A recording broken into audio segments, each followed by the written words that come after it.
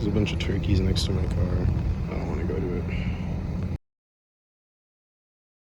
See, at this point, I had just been fired, so I had unzipped my vest and decided to finish out my shift, and these cookies were the last thing between me and leaving.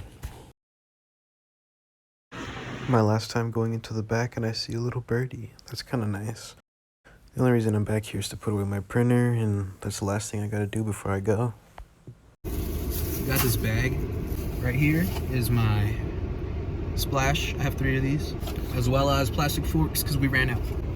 Anyways, to be quite honest, I don't think I've ever enjoyed clocking out of Walmart that much. Like, yeah, this is a bad thing, but I'll figure it out. You ain't gotta worry. The crazy thing about life is that no matter how hard it gets, you're still alive. So, enjoy it. By learning to suffer, I don't mean like go out and like search for suffering and like make yourself suffer. I mean like just take things as they come, you know. Things happen all the time, good or bad, you know, the times are gonna change and nothing's ever gonna stay the same. So you really just have to learn to live with change, to be honest, because you never know when something's gonna happen. I kind of had an idea that I was gonna get fired. I had been looking for some new jobs already because I knew my time was coming to an end. There's no hard feelings though. They told me I could reapply in 6 months. I mean, it's a nice offer, but I already didn't like working there, just personally. Not that Walmart's a bad place to work or anything. I had been there for over 2.5 years already, and I think it was probably best for us to part ways because I'm trying to change my life. A change of job would be kind of nice. It serves like experience and a chance to learn new things. I don't know if it's good or bad, but I get to expand my resume. To be honest, I haven't even told my mom. I'm embarrassed. I don't want to seem like a failure in her eyes. I'm making it worse for myself.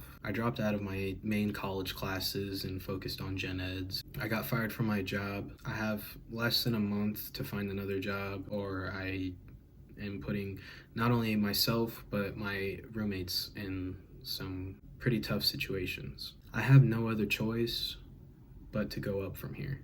My options are not limited. I live in a bigger city than I've ever lived in before, so there's plenty of jobs. I'll find something. I can't let myself get down, because if I let myself get down, I'll become super unmotivated and I'll lose my discipline, and I'll fail even more. I'll reach farther down than I've already gone. And it scares me. It scares me a lot, and I am pretty stressed. I was already stressed, and now it's just even more that I've given myself to stress about and worry about. I'm not the brightest, but if there's anything my mom taught me, it was how to survive. Through thick and thin, I watched her make it through everything by herself. So I know if she can do it, I can do it too. I mean, she raised me, so it's in me. I just have to bring it out, you know? I have to show the world what I'm made of. I've just been hiding myself and kind of taking what's given to me. I've never really been one to go out and get it, you know? I've never really reached for the stars. I have dreams and I have goals and I aspire to be certain things, and I'm just not. Putting in work to be those things is just kind of hard. It takes time and it takes dedication. I've only ever done what was necessary for me to continue to exist in my current situation comfortably-ish, and then just continue living life how it is, regardless of whether or not I like it. Because at the end of the day, I put myself in those situations, and that's my fault. And if I want to be in a better situation, I have to put myself in a better situation and work towards that. And I haven't done it. I haven't done it, and I don't know why. I'm just hurting myself. So for this next month, I'm gonna do the most work that I can, without burning myself out even more than I already am. I'm gonna do what I can handle. I'm gonna do my best at what I can do. And it has to be enough. And it will be.